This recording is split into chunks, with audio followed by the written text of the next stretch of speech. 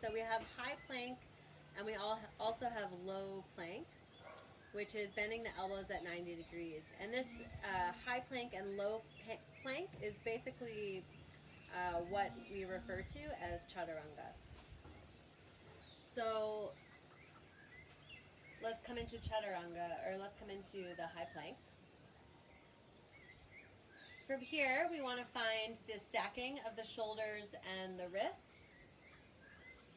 Just like in tabletop, but with the knees up, we want to engage the core and open up through the back body.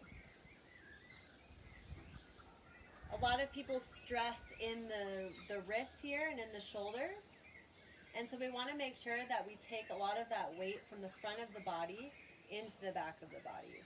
So let's go ahead and come up, and we want to basically fire up the legs. So engage and lift the kneecaps and really press back through the heels. And so what we can do here to support that is bring the hands right here and have the people press into your hands. And they'll start to feel a lot of activation through the core. At any time, a modified chaturanga would be to bring the knees down like this, and basically you're in tabletop. And so that's always an option for you. And we'll look at that when we break down the chaturanga as well. So if we're in this position and we want to go from high plank to low plank, we want to bend the elbows at 90 degrees, and we want to bring the whole upper body down at the same time. Broadening through the shoulders. So this is referred to as knees, chest, chin, where the knees come down, the chest comes down, and the chin comes down. Although this is a modification that people like to offer as an easier way of doing a modified chaturanga, this is not actually a modified chaturanga. This is called the Ashtanga Namaskar, and it's perfectly okay and acceptable to do that, but it's not a preparation for chaturanga because the hips are high, the chest is low, and the elbows are in. But you can easily slide through to Cobra here and make that a transition vinyasa. Now what we want to demonstrate today is a modified chaturanga before we get into chaturanga. And that means the hands are going to come forward a little bit. And we're going to shift our weight forward. Keep the knees down. Modified chaturanga, whole upper body comes down at once. That means everything like this, yes? And then we come into cobra or upward facing dog. Okay. We'll come back, and now we'll demonstrate the full chaturanga with the legs out, activating every single muscle. So squeezing the legs, shifting your weight forward, looking forward, coming down halfway. This is chaturanga. And then we come into upward facing dog where the thighs are already lifted.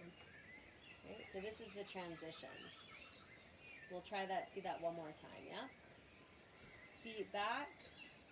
And we can support that by stepping over, holding the hips stable, lowering down, and then coming up. And then we come right to the upward dog adjustment. Okay? Let's come into a child's pose. So we have knees, chest, chin, or Ashtanga Namaskar, which is a traditional Shivananda way to kind of come down through a plank pose, but it's not a preparation for chaturanga. It's just something else that you can do. Modified chaturanga is with the knees down and the whole upper body coming down halfway where the elbows bend to 90 degrees. Full chaturanga is when you're in high plank and you're lowering down halfway. So the thighs never touch the ground, the belly never touches the ground. And then you start to roll right through into the upward dog. Now something else that you can do, just come to plank one more time, is we can bring the whole body down at the same time. So if you don't have the strength and stability yet to just come down halfway, just bring the whole body down at once. And then you can choose from this position whether to come into cobra or upward facing dog.